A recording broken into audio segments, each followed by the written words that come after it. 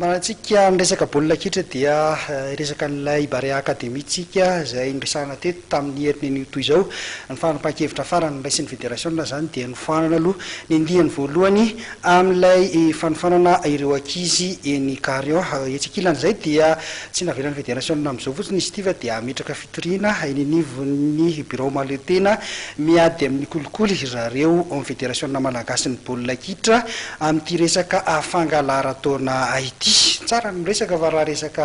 fangalarataona ity dia hita tokoa fa dia me mahazo vahana eto amintsika eto Madagasikara eto ny azo antoka dia misy aloha ny firaisana tsokombakomba amin'ireny asa eny anivon'ny commune ve sa ny ray aman-dreny fa nazanona zany aloha dia isan'ny tompona andraikitra voalohany amin'izay fanovana ny taonan'ny ankizy izay ny ray aman-dren'ireo ankizy satria dia aza tsy ampy-taona ny ankizy zany ka anahirana ihany raha izy tsy anana mihitsy hoe andeha anovan'ny taonany fa tsy maintsy misy lehibe zany amiray tsokombakomba ao aminy fa dia ho hitantsika eo ihany moa ny toyan'izay raharaha izay ny makasika ny baolina kitra iny fa taranja aditondry raha natory nandritra ny fotoana lava ny taranja aditondry izay mbola miaina ao anatin'ny olana amin'izao fotoana izao dia nikarakara faninanana ihany zareo eo anivon'ny ligina-Analamanga ka tetsy amin'ny kianja amin'ny tafon'ny Mahamasina no nanatanterahana ny faninanana nanjaka ary zareo COSFA izay anisan'ny nahazo fandresena betsaka indrindra. Rehefa natory nandritra ny fotoana lava ny taranja aditondry malagasy noho ny savorivory sy ny korotana eo amin'ny fitantanana ity taranja ity indrindra ny eo anivon'ny federasiona dia nietsika zareo avy eto anivon'ny ligina-Analamanga ny karakara ny faninanana fiadiana ny tompon-daka ho an'izany ligina-Analamanga izany ka ady maromaro no nitanteran'izy ireo omaly sabotsy sy androany tontolo andro tetsy amin'ny kianja amin'ny tafon'ny Mahamasina. Ho tombontsoan'ireo boxeur dia hiezaka izahay hikarakara faninanana mba tsy ho lasany amin'ny zavatra hafa izy ireo hoy ry zareo avy eo amin'ny ligina-Analamanga. Tsy totosa anefa izao faninanana izao raha tsy eo ireo mpanohana no ity taranja ity azo lazaina fa natory ka dia isan'ny nandray anjara mavitrika ho fanohanana ity taranja aditondry ity ny ICT Rakotonandrasana Gilbert.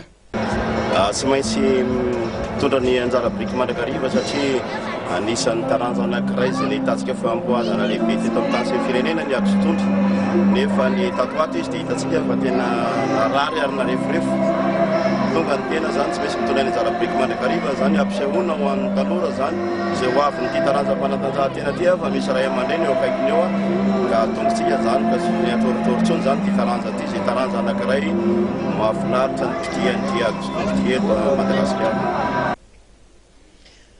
Noromban'ny COSFA avokoa ny akabeazy zany ireo sokadin-danja rehetra nandritra izany faninanana izany ka toy izao no vokatra nandritra ity farany herinandro ity ho an'ireo debutary eo latsaky ny 7 kilao dia Mamiena Désiré Antonio avy eo amin'ny COSFA nandresy Andraretina Jocelyn avy eo amin'ny BCL. Latsaky ny 9 kilao dia Rakoto Arso Fenoery avy eo amin'ny COSFA nandresy Anira Fanomezatso Liki avy eo amin'ny BCL. Latsaky ny 9 kilao dia Rafaly Manana Patrick avy eo amin'ny COSFA nandresy Anandrea Martina Jean Dede avy eo amin'ny Jaorij. Ho an'ireo novice kosa dia latsaky ny 7 kilao Rakoto ny aina Eli Joseph avy eo amin'ny COSFA nandresy any Santatry ny aina avy eo amin'ny Métropole. Rakoto Ndrina Tanjona Solona Tenaina avy eo amin'ny COSFA napindrika any Iralay Arso Franky avy eo amin'ny Stone.